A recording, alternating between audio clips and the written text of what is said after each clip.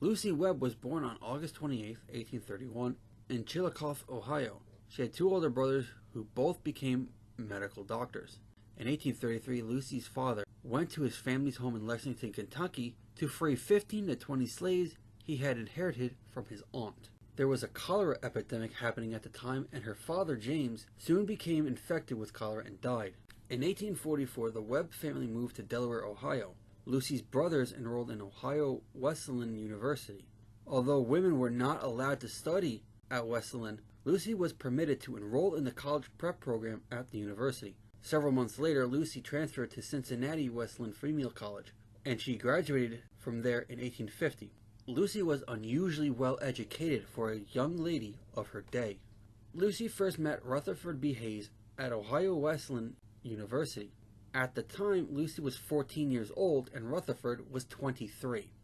In 1850, that summer Lucy was 19, and she and Rutherford were members of the same wedding party. Rutherford was so taken with Lucy that he gave her the prize, a gold ring, that he had found in the wedding cake. After the couple became engaged, Lucy returned the wedding cake ring to Rutherford, and he wore that ring for the rest of his life. Lucy and Rutherford were married at her mother's house in Cincinnati, Ohio, in a simple ceremony on December 30th, 1852. They spent their honeymoon at Fanny's house in Columbus, Ohio, before returning to Cincinnati.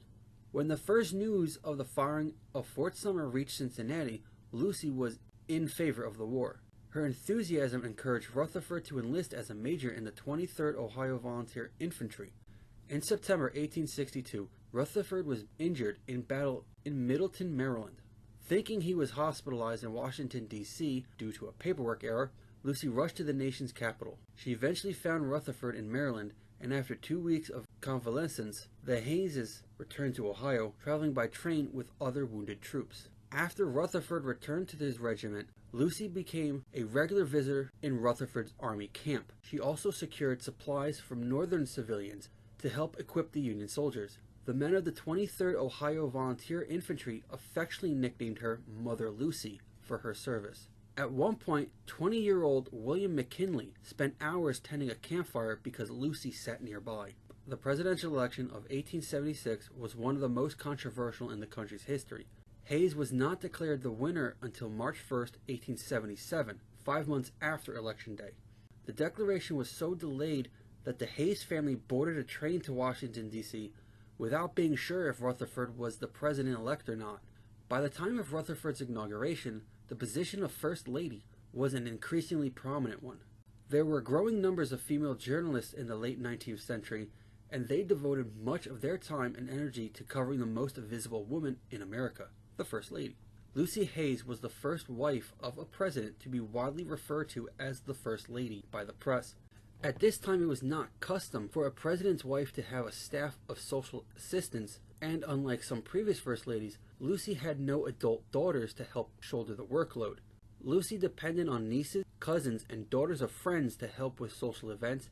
During the holidays, she invited staff members and their families to Thanksgiving dinner and opened presents with them on Christmas morning. Lucy was the First Lady to use a typewriter, a telephone, and a phonograph while in office, and was also the first to enjoy a permanent system of running water in the Executive Mansion. Lucy Hayes was an advocate for Black Americans both before and after the American Civil War. As the First Lady, Lucy invited Black American performers to the Executive Mansion. In 1878, Frederick Douglass introduced Madame Salika, who became the first Black American professional musician to appear at the Executive Mansion.